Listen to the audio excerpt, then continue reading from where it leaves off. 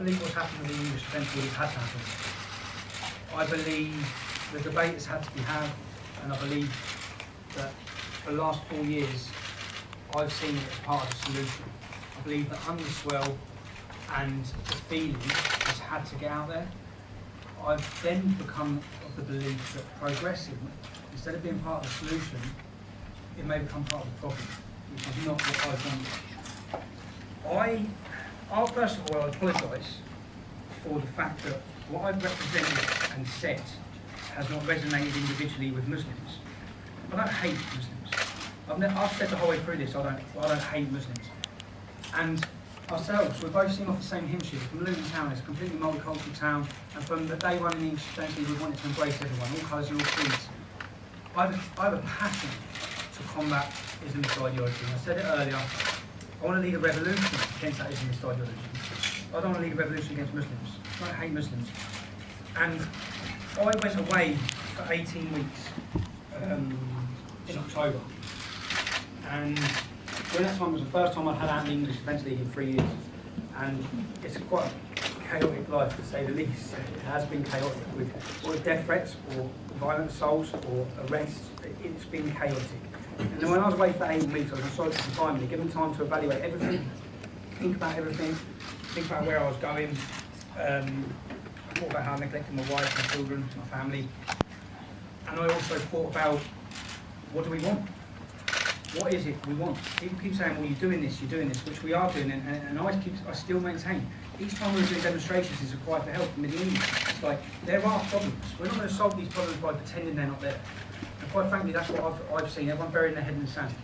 So I asked myself a lot of questions when I was away, and what we want, and to achieve what we want, is I've got 3 young children. I want what's best for them. And what's best for them is to confront the problem, but I then realised that marching through the streets saying Allah Allah Huda is Allah, what we were actually doing is giving any moderates, any people who are willing to speak up against extremist voices, we're actually giving them something something to align themselves with extremists on the same issue, because we're offending all of them. So to solve the problem, we need the support, and we need to work with Muslims in this country to defeat Islamist ideology. And similar, Muslims need to work with non-Muslims to defeat Nazi ideology. Now, when I come out of custody, I've been gone 18 weeks. We've fought for 3.5 years to keep fascists, to keep racists out of the English Defence League. When I was away, there was an attempt at a coup which involved people turning on Kevin Carroll, because he's of the same ethos and belief of what I want, and an attempted takeover. Now, I was released on TAG. When I was released on TAG, it was the first demonstration in 3 years I hadn't been to. And when I looked at that Manchester demonstration, and I saw flags and signs, white pride flags, I saw things that did not represent me. Yeah? And I've managed to steer this. Very difficult. But when I was looking at it, well, that does not represent me. Am I willing to be the public face for them? No, I'm not. And that's the big issue for me. That's when it started. It started in February. And I come out and I will not be the public face for them. And I've said, when someone turns up at a demonstration and they lift up their top and they've got a picture of a mosque and it says boom, Muslims think they're offended and they're upset. We're offended by that. It's my face that everyone here reports is a racist. It's me that takes the flak from it. And I have not once support that or believe it. I have to go pick my kids up from school and look at other parents and look at people judging me. Everyone judging me on something, on actions of others. And I've been willing to wear that hat because I know how much this movement has meant to so many ordinary people.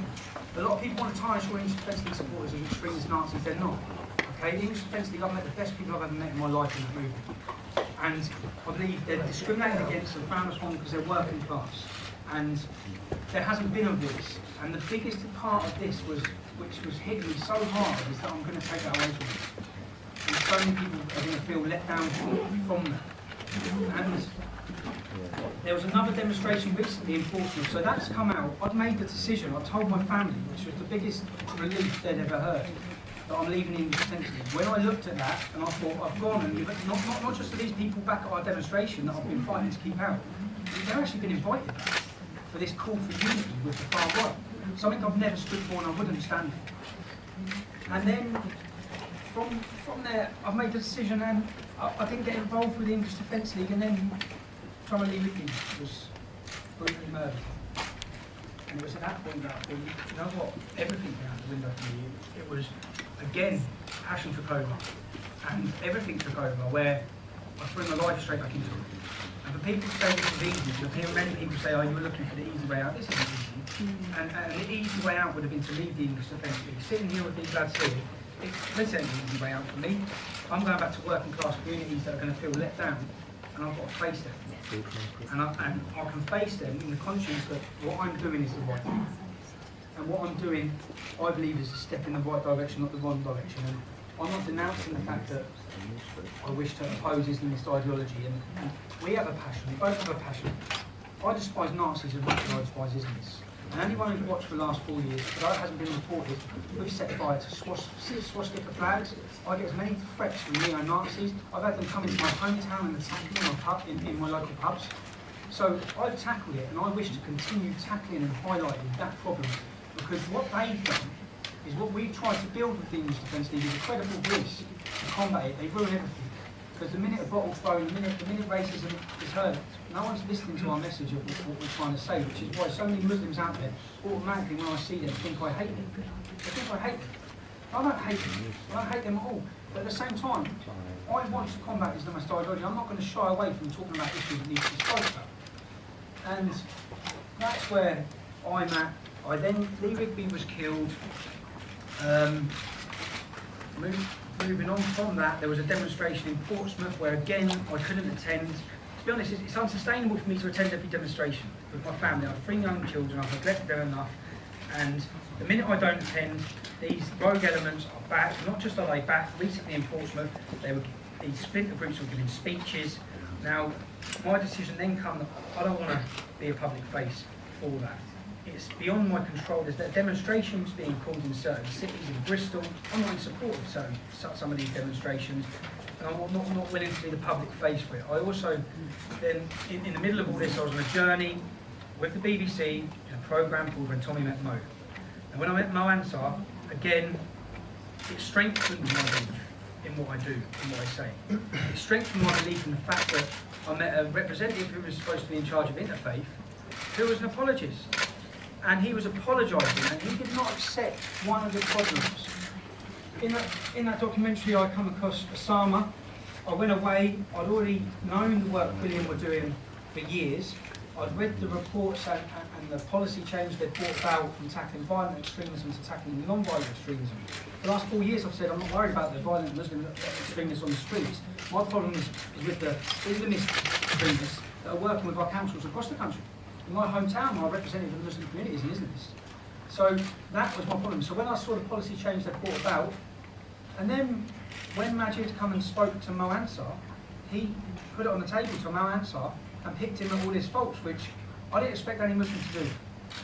So I then spoke with Majid about his views, my views, and to be honest, I found myself singing off the same hymn sheet that I see as a future and the way to progress forward. Now, a lot of people are saying, I've had it all day today, I'm getting a lot of people calling me a sellout, calling me a coward. Now, I have to be true to myself, I have to do what I think's right. This is what I think's right. I don't think there's any more powerful statement than us four sitting here today, in the face of Islamist extremism and in the face of extreme far right, neo-Nazis, fascists, the splinter organisations that have been like vultures to the English Defence League. Now, at the same time, this voice has been created. There is a voice that's been created, and whether people like it or not, whether anyone likes it or not, millions of people across this country, when I've been talking, they're agreeing with what we're saying. They're not agreeing with the tactics or the extremism that's sometimes shown within the English Defence League, but it's hitting home with people. There's a reason why the English Defence League ended up having more online support than any political party in this country, because it's hitting home. Now, I weighed all this up. We have 2 documentaries ready to go. These documentaries would have brought more support to the English Defence League. The English Defence League is in a position where it can put more people on the street than it's ever been able to. Now, at that moment, we've made this decision. At that moment, rather than riding that wave for the next 12 months and continuing, it's not. people are saying bring a demonstration back to Luton. I don't see it's beneficial now to bring a demonstration back down to Luton. I believe the councils and government have seen a backlash, and to be honest, to get through 4 years without anyone getting seriously injured, and to get that groundswell of anger and frustration which people have to accept. I condemn people for shouting Allah, Allah, who is Allah, and I condemn people for getting violent on demonstrations. I understand where the anger and frustration is building, and the more you suppress a voice, the more extreme it will become. So people need to see, which I'm asking all my supporters who have followed me, to put faith in the decision we're making and follow in. I don't believe street protests and the way it goes is the way forward. I believe an opportunity has to be given to see if this can progress, and it can progress to be the debate, instead of being had out on the street, can be had in an arena that it's supposed to be had, where everyone can put what's out on the table and try and work this out in a democratic process. The whole way through this, we've said democracy is the answer, but I believe our political leaders and this whole era that we're in, which we are completely stuck in, of political correctness and cultural sensitivity, that has seen the facilitation of race, it's seen everything, because people are so scared of being called a racist. What has to happen is that Muslims in this country have to listen to what we're saying. I don't hate Muslims, but if we're going to pick fault at Islamist ideologies, we can't be called Islamophobic all the time. You can't call everybody a racist. You can't shut down that debate. And for me, I see this as a huge, not just a statement. I'm dreading going home. I feel like I'm in a bubble, and I don't really see the consequences of this in the next couple of days. Yeah, thank you.